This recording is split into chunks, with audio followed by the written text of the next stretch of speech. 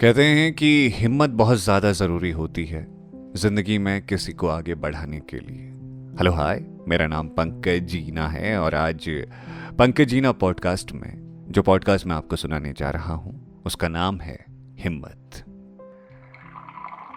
दीदी ये देखो, इंस्टाग्राम पर मैसेज आया एक लड़के का।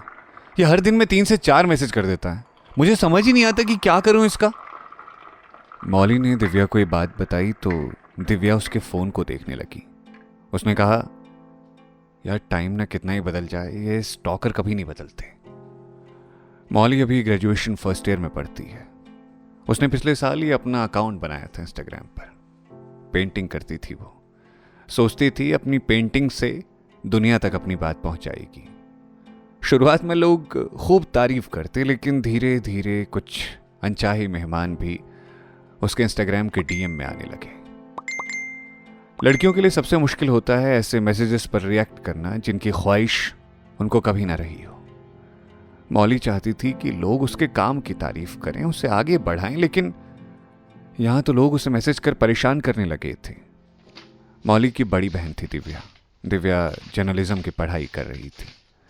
वो जानती थी कि ऐसे टेक्स्ट आना इन दिनों आम हो गया है। इंटरनेट की पहुंच जितनी ज़्यादा बढ़ती है उसके नुकसान भी सामने नजर आने लगते हैं। मौली जब कोई रास्ता नहीं निकाल पाई थी तो उसे लगा दिव्या दीदी ही कोई रास्ता बता सकती है। दिव्या ने ध्यान से उन सारे मैसेजेस को पढ़ा। इसमें शुरुआत हेलो हाई के साथ ही हुई थी, लेकिन धीरे धीरे मैसेज करने वाला यूज़र अपनी सीमाएं तोड़ता हुआ जा रहा था। दिव्या को बहुत गुस्सा आया। उसने उस चैट के स्क्रीनशॉट लिए और उस यूज़र को ब्लॉक कर दिया। सोशल मीडिया में ये एक अच्छा रास्ता है कि सामने वाले इंसान से बहस करने की जगह उसे ब्लॉक कर देना चाहिए। दिव्या को याद आ रहा था वो वक्त जो उसकी ज़िंदगी में गुजरा था। अरसे पहले जब वो अपने घर से ट्यूशन की तरफ जाती थी, उन दिनों एक लड़का उसका पीछा किया करता। कुछ दिनों तक उसे लगा शायद इत्तेफाक हो, लेकिन वो लड़का अपनी आदतें नहीं बदल रहा था।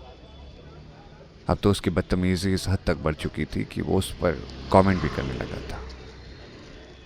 दिव्या से उस दिन रहा नहीं गया। उसने ज़ोर ज़ोर से रोना और चिल्लाना शुरू कर दिया। लड़का जब तक समझ पाता, मोहल्ले वालों ने उसे तब तक घेर लिया। उसके बाद तो उसको खूब डांट लगाई गई और उसने सबके सामने दिव्या से माफ़ी मांगी। दरअसल वो लड़का उसी मोहल्ले का किराएदार था। अगले दिन उस लड़के ने वो मोहल्ला ही छोड़ दिया। दिव्या आज भी उस वक्त को याद करती है तो उसे लगता है कि अगर उस दिन वो हिम्मत नहीं करती तो शायद उस लड़के की हिम्मत थोड़ा और बढ़ सकती थी। वक्त पर अगर घाव ठीक ना किया जाए तो वो घाव बड़ी बीमारी बन सकता है। आज दिव्या को जब पता चला उसकी छोटी बहन को कोई लड़का फर्जी मैसेज कर परेशान कर रहा है तो उसने एक फैसला लिया, अपनी बहन की हिम्मत बनने का। अगले दिन दिव्या ने सारी चैट के स्क्रीनशॉट लिए और पास के साइबर सेल डिपार्टमेंट में जमा करवा दिए। साथ में उसने रिपोर्ट भी दर्ज करवा दी कि उसकी बहन को कोई अनजान आदमी परेशान कर रहा है हर रोज़। दिव्या की इस रिपोर्ट का असर हुआ। साइबर क्राइम से जुड़े मुद्दों पर काम करने वाली टीम ने इस पर एक्शन लिया। आरोपी कुछ ही वक्त बाद पकड़ा गया। पुलिस ने पूछताछ की तो पता चला लड़का इसीलिए सारे कदम उठा रहा था क्योंकि उसे अंदाज़ा नहीं था कि यह भी अपराध हो सकता है। खैर, पुलिस के समझाने के बाद मामला शांत हुआ और अब मौली को परेशान करने वाला कोई नहीं रहा। मौली आज बहुत खुश थी। उसने एक बढ़िया सी पेंटिंग बनाई जिसमें एक लड़की वॉरियर की तरह दिख रही थी। दरअसल उसने ये पेंटिंग अपनी दीदी के लिए बनाई थी। उसकी दीदी ही तो थी जिसने उसे उस मुश्किल से निकाला और उसको लड़ने की हिम्मत दी। कभी कभी ना आपको बस एक सहारे की ज़रूरत होती है और थोड़ा सा सहारा आपको हिम्मत देने के लिए काफ़ी होता है। दिव्या जैसी बहुत सी लड़कियां हैं जो अपनी छोटी बहनों के लिए ढाल बनकर खड़ी रहती हैं। ये कहानी सलाम करती है उन सभी लड़कियों को। तो ये था आज का पॉडकास्ट। उम्मीद है कि ये पॉडकास्ट आपको पसंद आया होगा और अगर पसंद आया तो इसे अपने अपनों के साथ शेयर ज़रूर कीजिएगा।